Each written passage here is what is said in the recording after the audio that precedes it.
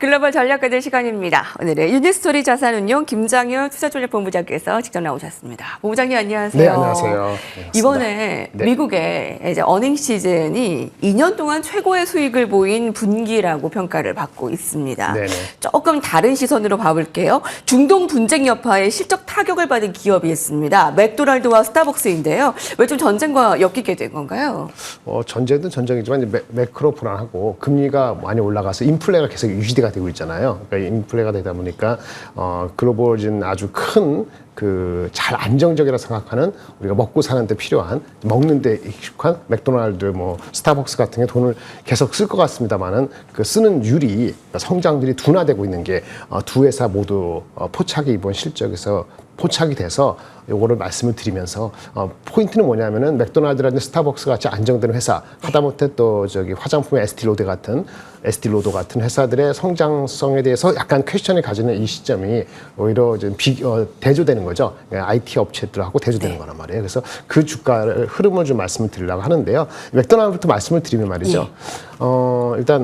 일단 그 판매가 둔화되고 있다는 것이 확인이 됐습니다. 그래서 글로벌리 직영이고 프랜차이즈가 반반이긴 한데 성장률이 이제 낮은 한 자리 3%로서 성장성이 둔화되고 있어요. 이 패턴은요, 이 동일 점포 매출 성장률이 보통 한 10% 넘게 이렇게 유지가 됐었던 게 불과 1, 2년 전에 거 대비했을 때 성장률이 작년 하반기부터 많이 내려갔거든요. 5%, 6% 하다가 드디어 이번에는 3%대로 주저앉았어요. 근데 왜 그럴까요? 일단 인플레 되고 하면서 인플레 핵심이 인건비 부담이거든요. 네. 인건비가 미국도 많이 올라갔죠. 그래서 특히 이제 최근에 이제 캘리포니아 주 같은 경우는 시급이 제일 밑에 시급이죠. 최저 시급이 $20라 그러니까 시간당 25%나 이제 올라간 상태인데 패스트푸드 가격도 우리도 올라가고 있죠. 하지만 가격 인상은 10%, 그 다음에 임금 인상은 한 20% 이렇게 되다 보니까 정가를 다 못 시키고 있는 거예요. 그래서 주가가 내려가서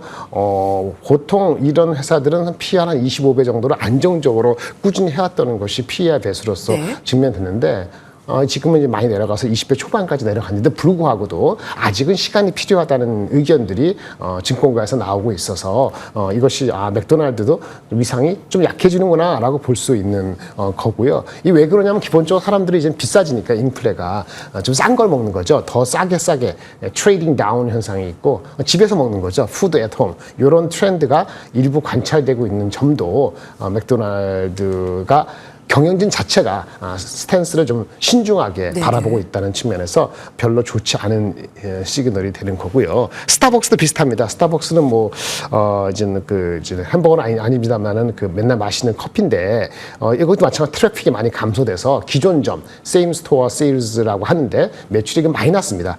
미국 내에서 마이너스 3%고 중국도 잘 안 팔리고 있고 여러 가지 측면에서 가이던스를 낮췄어요. 올해 그 연간 가이던스를 원래 7%, 10%면 꽤 성장이 좋은 건데 지금 올해 가이던스를 불과 2%로 다운시켰죠. 네. 미국은 마이너스 성장할 수도 있고 중국도 한 자리 숫자에 불과하기 때문에 스타벅스도 아주 곤욕을 치르고 있습니다. 이런 그 스타벅스하고 맥도날드에 좀 약간은 저가 내지는 우리가 일상적으로 먹을 수 있다는 거라고 보겠습니다만은 한편 또 에스티로더라는 회사도 있죠.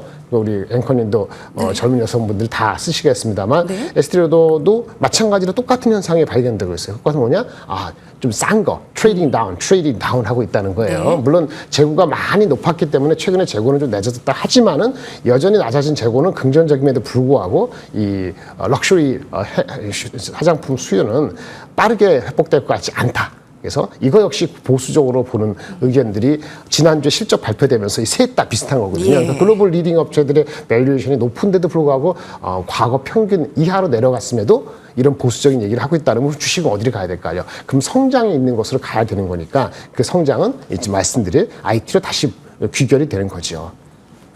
미국의 좋은 실적 시즌 보이는 가운데 인플레의 영향이 먹고 마시는 주식으로 좀 영향을 끼치고 있다. 거기다 좀 비싼 화장품에도 영향을 미쳤다. 에스티로더, 맥도날드, 스타벅스. 그런 반면에 우리가 어디를 관심 가져야 되냐? 바로 성장이다. 네, 그렇죠. 그럼 그게 이제 AI 쪽을 좀 여전히 봐야 된다는 말씀이신가요? 예, 그렇죠. 이제 지난주에 여러 이슈가 많았죠. 그러니까 금리 인하에 대해서 사실은 지지난주 금요일부터 해서 금리 인하를 뭐 2번을 하는지 1번을 하는지 다시 2번을 하는지 왔다 갔다 하고 있는데 결국 고용 지표에 따라서 왔다 갔다 하지 않습니까? 어저께가 우리가 쉬었지만은 그 전날 나온 지난주 금요일 날 나온 그 고용 지표 자체가 비농업 고용자 수가 확 줄었잖아요. 17만 명가 해가지고 원래 예상보다도 많이 줄었을 뿐만 아니고 트렌드가 그렇게 됐고 뭐 정부 쪽에서 고용이 줄었다는 거는 민간은 폭삭 망하지 않고 어느 정도 서서히 줄면서 정부가 줄면서 전체적으로 이제 트렌딩 다운 된다는 거는 사실은 말이죠. 그 미국 정부 재무부 포함해서 정부 쪽에서의 어떤 입김 내지는 그러한 트렌드를 유지하고 싶어하는 그런 의향도 반영이 돼 있을 수도 있어요. 이건 음모론 비슷한 건데 하여튼 그래서 고용 지표 자체를 계속 추세적으로 낮춰서 금리 인하를 웬만하면 하는 게 아니고 그냥 꼭 해야 되겠다. 네. 이런 어떤 그런 의지 비슷한 것도 결과론적으로 보이는 거거든요. 그러면 뭐가 움직이죠? 그러면 지난주 이제 빅테크 주식이 주가가 올라간 것 때문에 좀 조정을 받았는데 결국은 빅테크 중에서 AI 투자를 지속한다는 기대가 여전한 주식들은 결국은 거기밖에 갈 데가 없는 거예요. 먹고 마시는 것에 갈 수는 없는 거죠. 네네. 그래서 이제 지난주 나온 거 실적을 다시 한번 리마인드 시켜드리면 마이크로소프트, 알파벳, 애마존 이 3인방이잖아요. 클라우드에 있어갖고 AI 투자하면 클라우드 투자하고 그러면 얘네들이 가는데 마이크로소프트, 알파벳, 애마존에서의 그 핵심 그 클라우드 관련되는 투자의 결과로서 매출이 31%, 28%, 17% 이렇게 각각 성장했는데 이게 예상보다 잘 나온 거예요. 뭐 얘네들은 돈을 버니까 그렇다 치더라도 돈을 좀 못 버는 상대적으로 투자가 좀 많아서 당장에는 이 리턴이 빠르지 않다고 스스로 인정했음에도 불구하고 오히려 올해 전반적인 투자는 원래 예상보다 더 높인 투자를 높인 회사가 메타죠. AI를 포함해서 메타는 뭐 투자를 올해 350에 400억 불이니까 기존보다 한 50억 불 이상 늘렸단 말이에요. 그래서 그 리턴이 되든 아니면 잘 안 되든 간에 투자는 여전하다 이렇게 말씀을 드릴 수 있는 게 우리 기존의 그 이제 엔비디아 포함해서 우리가 좋게 보고 있는 주식에 대한 믿음인 거죠.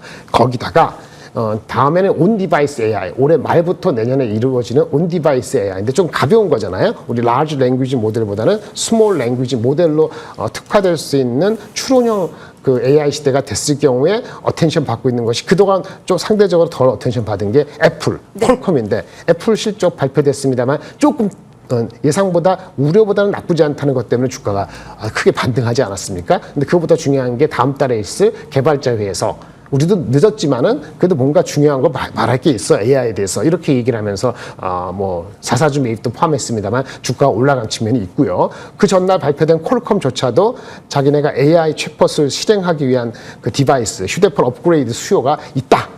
좀 있다는 얘기를 했고 물론 그 전에 삼성도 S24 구매자의 반은 AI 때문에 산다 이런 측면을 봤을 때는 앞에 말씀드린 빅 그 스펜딩 AI 클라우드는 아니다 하더라도 네. 온디바이스 수요도 바로 뒤에 따라온다는 걸 볼 수 있기 때문에 전체적으로 다시 한번 기대가 살아날 수 있는 배경이 된다고 말씀을 드릴 수 있겠습니다. 네.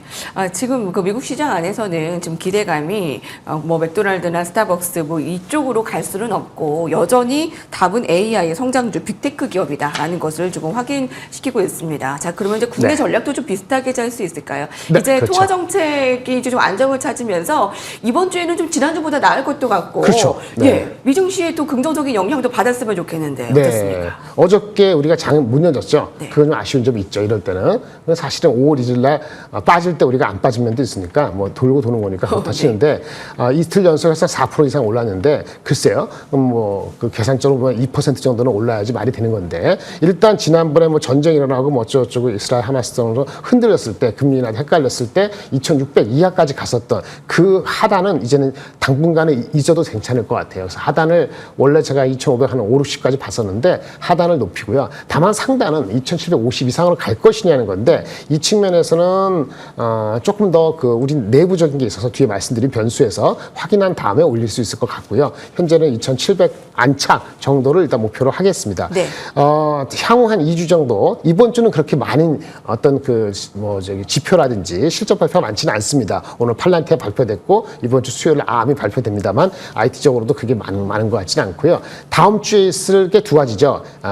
다음 주에 있을 게 5월 15일 날 CPI 결과, 이 결과가 예상보다 낮게 나오면은 금리 인하 기대감이 더 강하게 서포트되기 때문에 물론 그걸 예상해서 이번 주에 미리 올라갈 수 있는 그 측면이 하나 있고, 그 다음 주에 엔비디아 실적, 근데 그거 관련해서 다음 주에 얘기가 나오겠죠. 엔비디아 실적에 대해서 증권사의 전망 등이 가장 중요한 변수로 예상이 되는데, 이것이 둘 다 아주 긍정으로 나온다면 당연히 상단은 조금 더 상향할 수 있는 룸이 있다라고 말씀을 드릴 수 있겠습니다. 이 변수는 말이죠. 네. 아까 말씀드린 AI 투자는 다 말씀드렸고요. 크게 환율, 유가, 그다음에 국채 수익률이거든요. 근데 환율하고 유가가 지금 하단에 있어요. 1350 가까이 왔죠. 80 이하로 가 있죠. 거기다 국채 수익률은 4.5 밑으로 내려갔죠.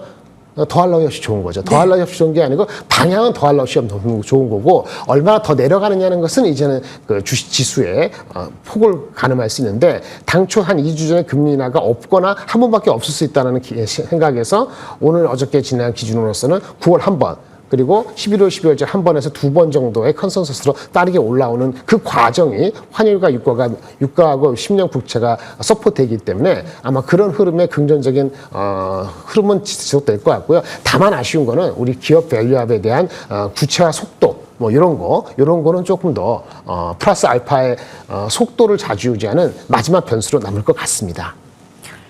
코스피 전망 그 하단은 좀 올려주셨고요. 그리고 네. 이제 상단은 유지하면서 2,750포인트 안착을 확인하겠습니다. 다가오는 이제 CPI 발표, 그 지표 안정 보이면 금리 인하 기대감 더 커질 것으로 예상하고 있고요. 다행히 환율, 유가, 국채 수익률이 좀 안정을 찾아가는 네네, 점을 굉장히 그렇죠. 긍정적으로 보셨습니다. 맞습니다. 엔비디아가 3거래일간 10% 이상 오르면서 이제 전고점 넘어갈 것으로 좀 예상 기대가 모으고 있는데, 전반적으로 삼성전자와 SK 하이닉스도 좀 긍정적인 예상해볼 수 있을까요? 네, 긍정적이죠. 당연히 삼성 하이닉스도, 그다음에 그 밑에 있는 서플라이 체인도 엔비디아와 같이 가는 기회를 같이 하기 때문에 마찬가지이고요.